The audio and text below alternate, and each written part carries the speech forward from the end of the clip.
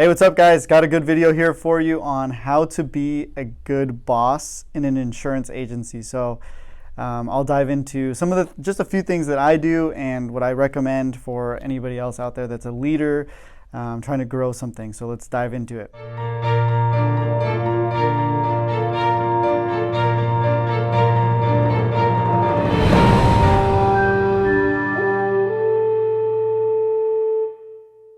So first and foremost, I want to say that I kind of my strategy and my mindset behind it is I truly believe that you should lead with optimism. I see a lot of other leaders out there that kind of go in this defensive mode where they're like, no, like that person, they're not this, they're not that. Like there's never anybody that's perfect. There's a grade A player, there's the B's, the C's. You have to find people that fit into different roles, and not everybody can be, that A player, that superstar. Like you need to find people that fit, and you need to place them around you. So, and fill in the weaknesses. Like I'm not great at everything. There's actually a lot of things that I'm really, really bad at. So it's a matter of putting people in the right places and then trusting them blindly. And I talk about this blind trust. I like to give trust to people, and if for whatever reason they lose that trust with me, that's when I like to make changes and shifts. But in the meantime, I purely go optimistic when I hire people, and I believe in them. I give them freedom, and I think that's the way to grow something. And it's very difficult, in my opinion, to build something on defense. So you have to be on offense and trust and give and allow people to be free and do what they do best. Don't micromanage everything. So obviously you got to have your hands in there here and there on certain things, but you have to let people be free. So another massive point to being a good boss is understanding people's wants and needs and what their actual why is. What's your why, and why are you doing what you're doing, and why are you here?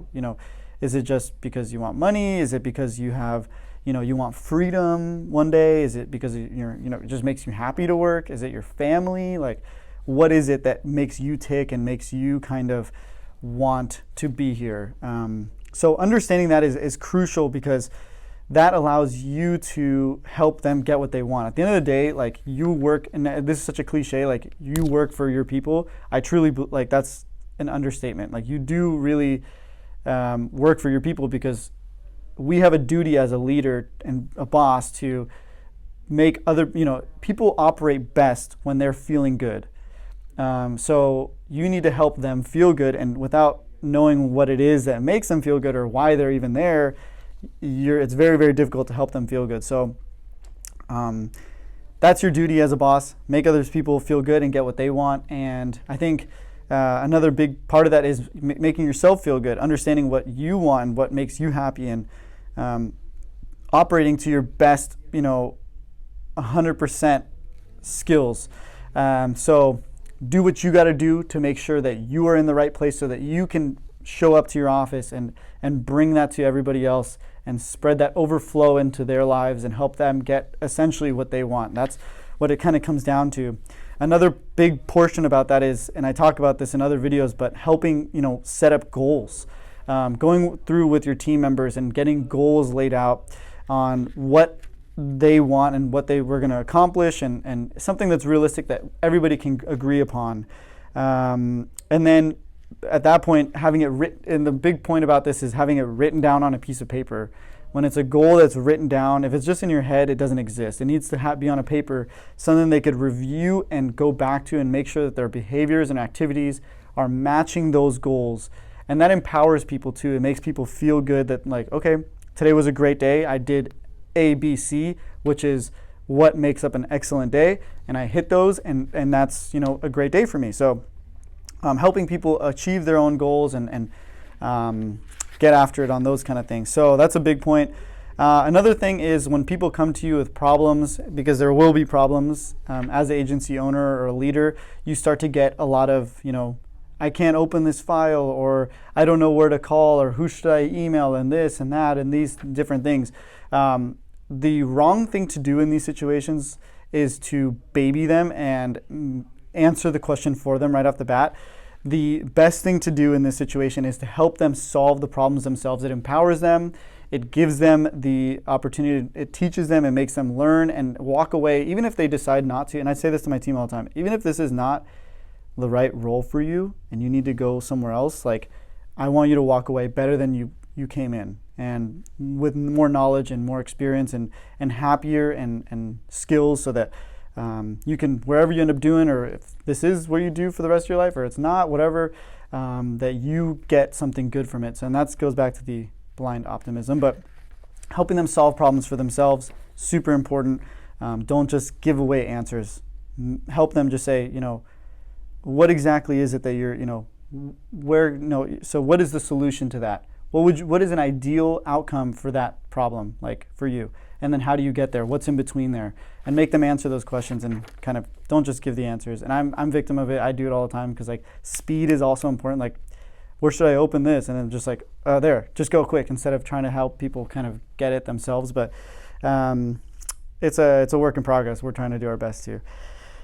And then, so the last thing I'll say is to balance. There's criticism and praise. You want to keep it real as well. You don't want to just always be like, great job, that was a great, call, great sale, great this, great that. You need to also keep it short, criticism, and say, this is where you need to correct and adjust and be better, and follow up always with, at the end of the day though, who are you as a human and who are you as a person? Like, I still trust you, even though these are things that need to be improved. I still trust you, Camden. Like, you're doing a great job. Like, follow up with it, because if you just leave it on the criticism path, then it just sits. Like, they need to know also, being a leader, you need to let people know, like, that is something that needs to be corrected, and it is an issue, but you don't let that sit, because like, then people are just like, what do you mean? Like, all it is just negative, negative, negative. You always want to follow up with something like,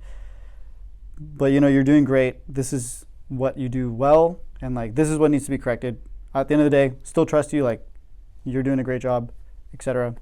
But don't sugarcoat stuff either. So keep it honest, but also don't leave it on a very negative, constant negative note. You want to keep stuff positive as well. So it's a balance, and I believe that those are all little tips that you can use to be a better boss, be a better leader, and they've worked well for me, and I think people are somewhat happy here, I think, right, Ken? Kind of. But yeah, that's all I got. Hopefully that was helpful. If anybody has any questions, leave comments. Feel free to go to chriscostantini.com and shoot me an email if any questions come up. Hopefully that was helpful, and we will see you guys at the top. Thanks. Bye.